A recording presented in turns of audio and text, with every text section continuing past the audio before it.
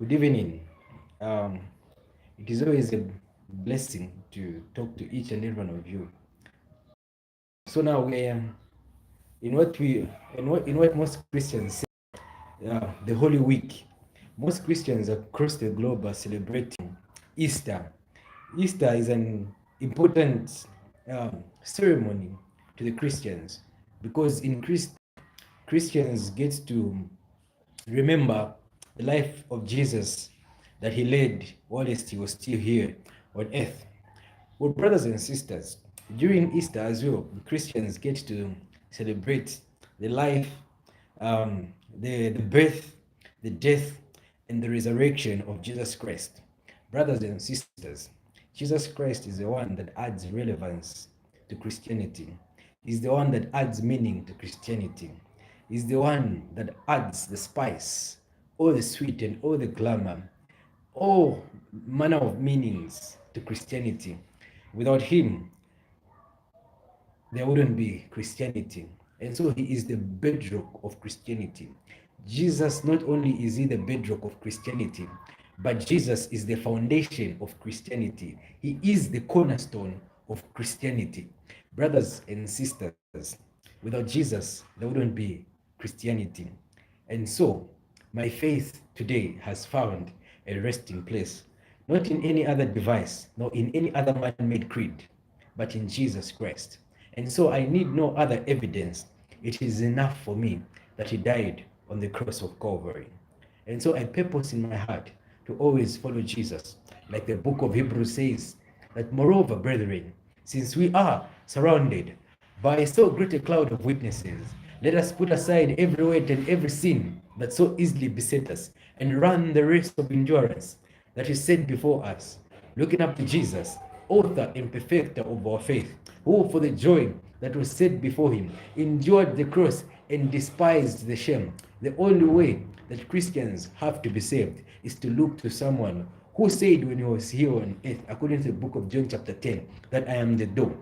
And so everyone that has to be saved has to pass through the door, who is Jesus Christ, the advocate of the new covenant, whose blood speaks for us more than the blood of Abel. If any man sins, the book of Hebrews says that we have an advocate with the Father, Jesus Christ, the Son of God, who has entered through the heavens. He was tested, tried like we are, yet without sin. Let us therefore come boldly before the throne of grace that we might obtain mercy. The forgiveness of sins has been made possible because of the sacrifice of Jesus Christ on the cross. And so, brothers and sisters, if Jesus Christ didn't die 2,000 years ago on the cross, if he did go through with the sacrifice, you and I would live miserable lives. But our lives have hope and have meaning. Why? Because of one that died 2,000 years ago. And I hear the Bible say that greater love has no man than this, than for one to lay down his life for others. And so, love is surely a verb. And Jesus was the first one to demonstrate how he loves humanity. Right from the Garden of Eden, when Adam and Eve sinned, it meant that they were supposed to live a miserable life, a life without hope, a life without any hope of a resurrection, a life of eternal damnation.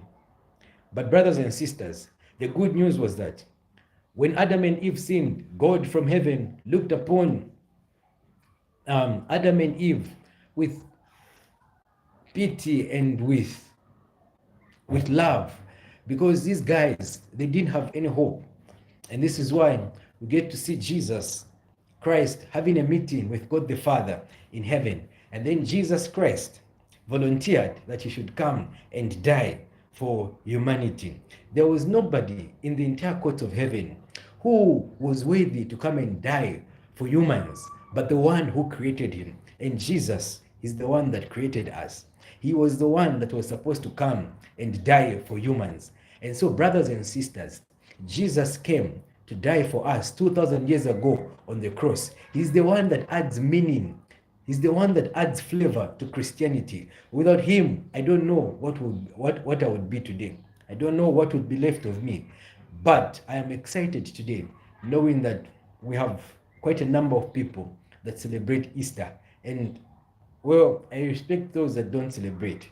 But on my own, I just appreciate the significance. We are Christians, we get to celebrate a beautiful day, um, remembering the birth, the death, and the resurrection of Jesus Christ. And so today is Good Friday, and so tomorrow it is the Sabbath.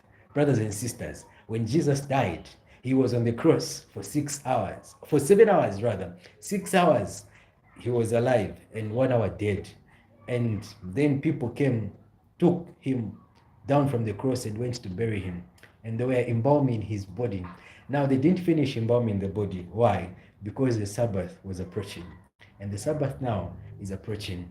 Hope you have prepared very well, because tomorrow we gotta worship, brothers and sisters. We gotta worship. It is not, oh, it won't be long before we get to heaven. When we all get to heaven, we shall all sing and rejoice. What a glorious day that shall be when we all see Jesus. I cannot wait for that day when I shall see my Maker, the one that molded and created me, when I see him eyeball to eyeball.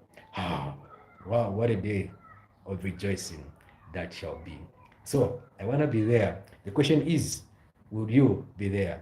Will you be ready when the Lord shall come? I will be ready. I will be ready. Oh, I will be ready when the Lord shall come. I don't know how to sing, but in heaven, when you hear somebody singing on a higher note, that will be me. God bless you and happy Sabbath to everyone. Bye.